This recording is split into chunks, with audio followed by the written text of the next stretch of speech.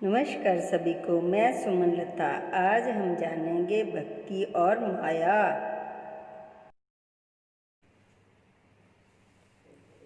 एक तरफ भगवान है, दूजे माया जान। संसारी माया चाहे भगत चाहे भगवान। संसारी माया चाहे भगत चाहे भगवान। नमस्कार सभी को। जैसे कि पहले भी हमने मन मंदिर चैनल के माध्यम से जाना था गुरु भक्ति के लक्षण, आज हम जानेंगे भक्ति और माया। भक्ति और माया में परस्पर विरोध है। यह दोनों एक जगह इकट्ठी नहीं रह सकती। जहाँ माया होती है वहाँ भक्ति का प्रवेश नहीं होता, और जहाँ भक्ति का निवास होता है वहाँ से माया को कूच करना पड़ता है।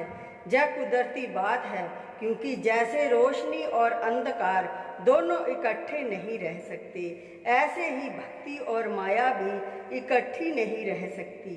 माया अंधकार है और भक्ति सूरज है। इन दोनों का मिलकर रहना असंभव सी बात है। जगत भगत में बैर है, चारों जुग परमाण। चारों जुग परमाण बैर ज्यों मूस बिलाई। नेवल भूभंग बैर कवल हिम कर अधिकाई। हस्ती कहरी बैर बैर है दूध खटाई। भैंस घोड़ से बैर चोर पहरू से भाई। पाप पुण्य से बैर अगन और बैरी पानी। संतन जही विचार जगत की बात न मानी। पलटू नाहक भोंकता जोगी देखे सवान। जगत भगत से बैर है चारों जुग परमाण। माया क्या है? इसका संक्षिप्त उत्तर यह है कि जो तुम्हें भगवान की तरफ से बेमुख रखे वो ही माया है। यद्यपि इस माया का वास्तविक स्वरूप कुछ भी नहीं है, यह केवल भ्रम है और जीव की अपनी ही छाया है।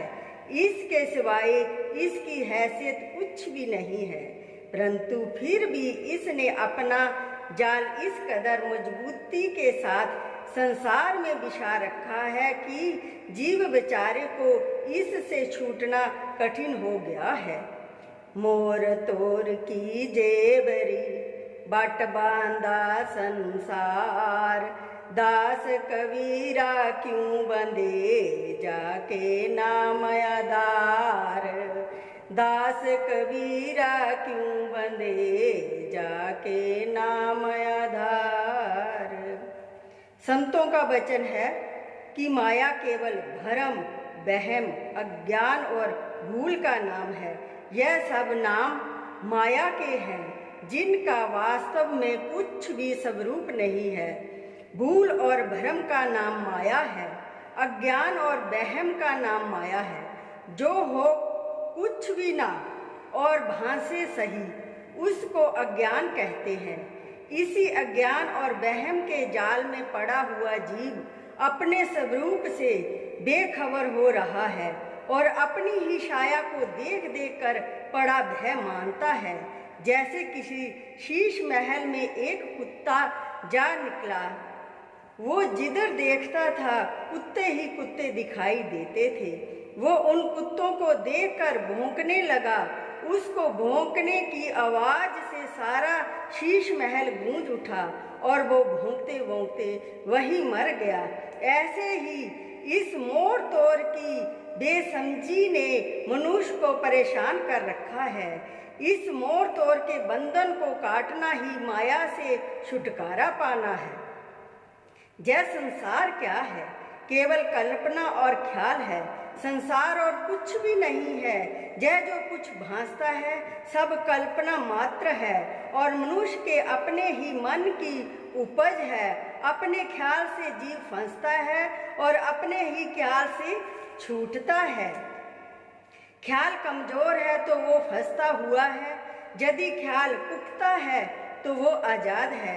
जिसको तुम माया कहते हो वो वास्तव में है क्या?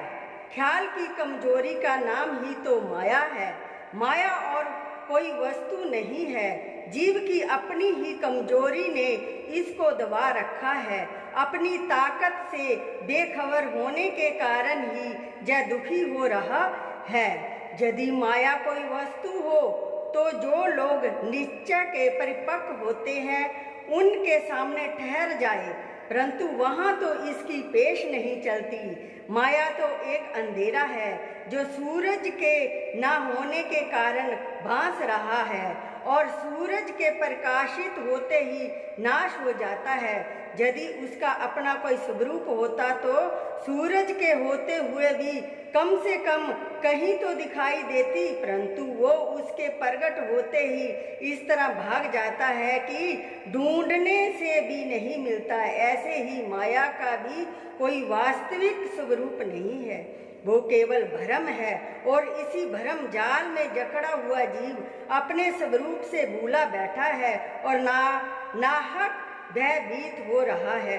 कबीर साहब जी की वाणी है, आपन आप ही विसरो, जैसे स्वान कांच मंदिर में भरमत भूस फिरो। जैसे स्वान कांच मंदिर में भरमत भूस फिरो, जू कहरी बपू निरख कूप जलता जाए परो। ऐसे गज लख फटक शिला को प्रीतमा देख डरो।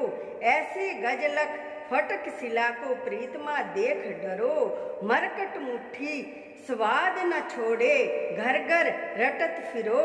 कहत कबीर नल नी से स्वा, कोने तोहे पर पकरो। कहत कबीर नल नी से स्वा, कोने तोहे पकरो।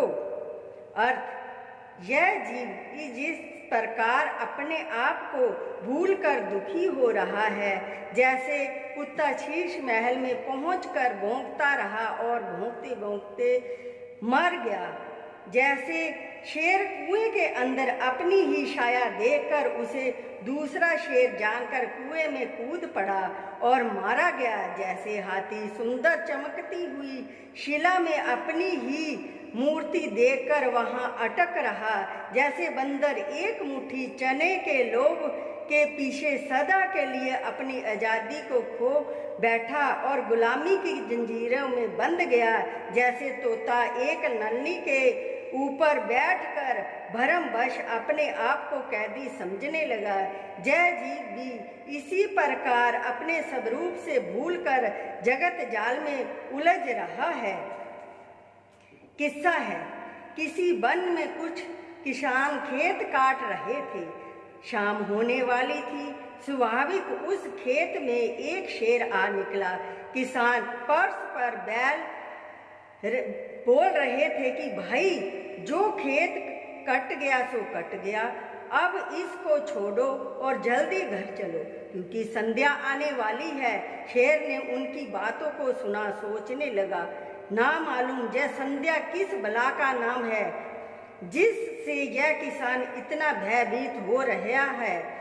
कहीं ऐसा ना हो कि वो संध्या मुझे ही आ दबाए। थोड़ी देर पीछे किसान तो गांव को चले गए, परंतु शेर मारे भय के सहम कर वहीं बैठा रहा कि कहीं संध्या इसको ना देख ले। उस रात उस गांव के कुम्हार का गधा गुम हो गया था। वो उसकी तलाश करता हुआ उसी खेत में आन पहुंचा जहां शेर संध्या के भय से छुप कर बैठा था। रात अंधेरी थी। कुम्हार ने दूर से देखा, मालूम हुआ कि जिसकी वो तलाश कर रहा है वो गधा इस खेत में बैठा है। उसने आव देखा न ताव झट पीछे से होकर 2 डंडे उसकी पीठ पर दे मारे। कमबख्त, मैं तेरे पीछे शाम से ख्वार हो रहा हूँ और तू जहाँ खेतों में मौज उड़ाता फिरता है, ठहर, तेरी खबर अब लेता हूँ। इतने में 2 और लगा दिए। शेर ने जाना बस यही संध्या है जिसके भय से किसान घर को चले गए थे।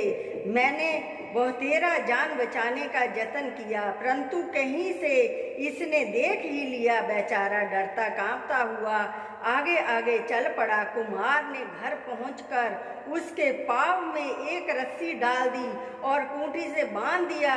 गरीब सारी रात उस खूंटी से बंधा रहा, परंतु ज्यों ही रोशनी प्रकट होने लगी उसने अपनी ओर ध्यान दिया।